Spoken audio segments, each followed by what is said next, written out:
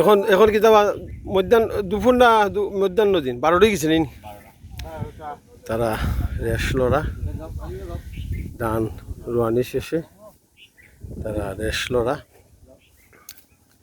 কিতা খাইলা এবার না খাওয়া শুরু করছো আমার মামু ধান রোয়ানিত আসলা এখন টাইম অফ চাহ খাইবা কেউ কেউ বিড়ি খারা পান সুপারি খাইবা আমরা গ্রামের পিছিয়ে ধান খেত আছি ছোট্ট একটা পুকুর এটা মাছ আছে নিবা হায় রে আমার মন মাতানু দেশ মামু না বা তোমরা খাও মামু না আমি বাড়ি যাম কি আমি বাড়িতে এখন খুব সুন্দর আমার ছোটবেলার সাথী আমার মামু মামু ঈদের দিন আমরা কই দিতাম বা কো বাসের উপরে কই দিতাম কো হ্যাঁ আমরা সারা বছরে 150 টাকা জমাইতাম ঈদের দিন জমাইয়া ফোর্ট ভাঙ্গি আনি মামু আমরা কত জায়গা যেতাম ফাঁকানিতে জসিম যাইতেনি আমরা লোক ঈদের দিন না আসলেনি বড় সুন্দর আমার এরা বেলারও খেলার সাথী ঈদের দিনের ঘোরানোর সাথী আমরা আমাদের গ্রামের উত্তর দিকেই আমাদের এই পাড়া প্রতিবেশী আত্মীয় স্বজন তো তারা ধান রোপণ করিয়া এখন চা খালা মামু চা খাল লাগি না বা আমার না বিস্কুট দিয়ে মামু এমনি উদা আরো কমাও চা নষ্ট করি না বা তোমরা হলে খাও দান হইব নি বা একটু মার দান হইব নি দান হইব নি আমার মামুর লাগি দোয়া করবো আমার মামু মামুর নাম কি আলো মামু লাগি দোয়া করো মামু বড় কষ্ট করি দান রুয়ারা তো আমার এক কাপ চা দিয়েছেন তারা চা খালাম চা খাইলে শরীরে আসলে চাঙ্গ হয়নি আজকে আকাশে সাদা সাদা মেঘ জমেছে মিষ্টি বন্ধুর বাতাসের মধ্যে বাংলার কৃষকেরা দুপুরের সময় একটু আরাম করতেছেন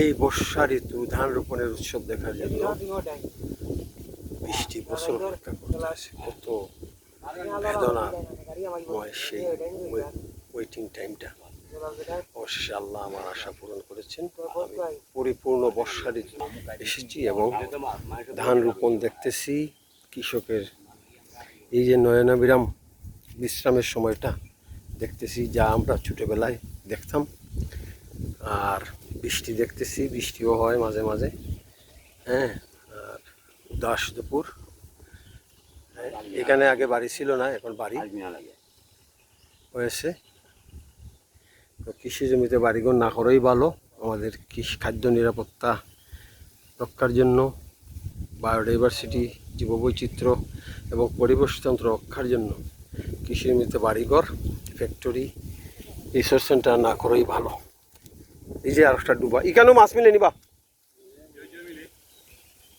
আমার বাতিজারি আসলোরা বাঁশ দারণ নিচে আমি ভাষায় বর্ণনা করতে পারছি না আজকের এই উদাস দুপুরের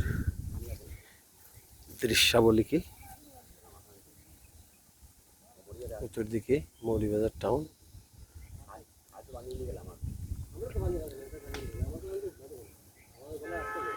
30 বছর আগে এই মাঠে যারা কাজ করতেন অনেকেই নাই অনেকে বৃদ্ধ বয়স হয়ে বাড়িতে বসে আছেন যেমন আমার আব্বা আমার চাচারা তো 2 জন মারা গেছেন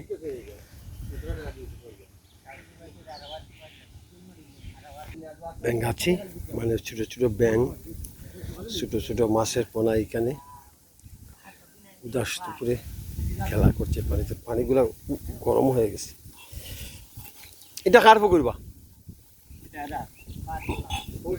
মাছ নাই নি যেটা মনে রাখছেন খাটিয়া কুটিয়া সুন্দর করিয়া গোসলও করলে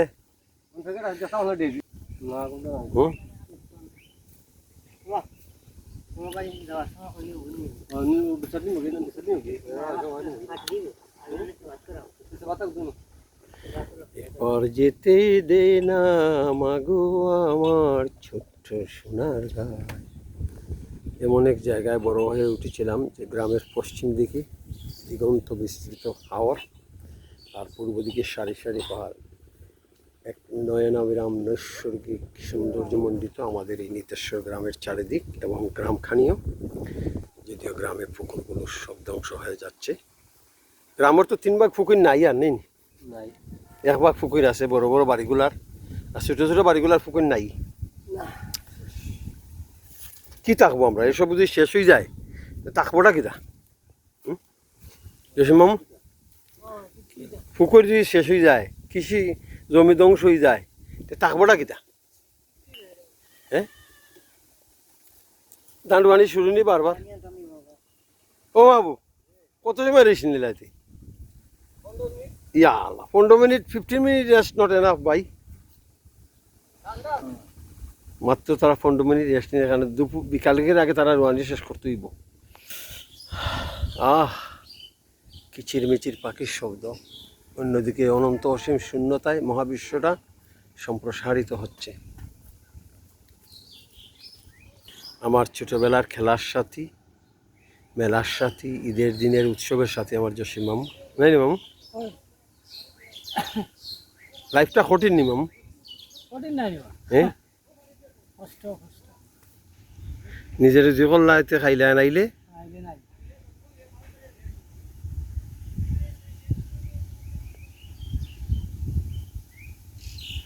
অথচ আমরা মুক্তিযুদ্ধে গিয়েছিলাম একটি সামাজিক সুবিচার ভিত্তিক বৈষম্যহীন দুর্নীতিমুক্ত অসমতামুক্ত স্বাধীন সার্বভৌম বাংলাদেশ পাওয়ার জন্য, যেখানে মানুষ শান্তিতে ঘুমাবে, মানুষকে সামাজিক নিরাপত্তার আওতায় আনা হবে, বৃদ্ধরা পেনশন পাবে।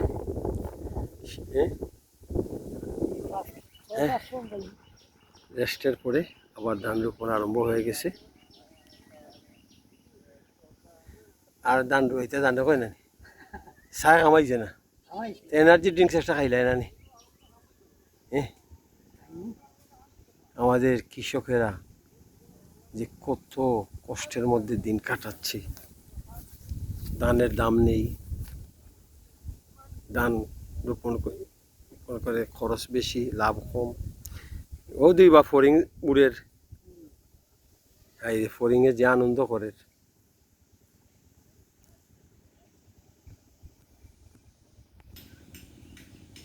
দুপুরে রেস্টের পর সবাই যার যার জায়গায় চলে গেছেন। এরা ধান রোপণ করতেছেন, কেউ ধানের চারা তুলতেছেন, কেউ আবার জমি চাষ করতেছেন। একটা প্রজাপতি এখানে খেলা করছে, সাদা রঙের একটা প্রজাপতি এই প্রান্তরে বসে আছে।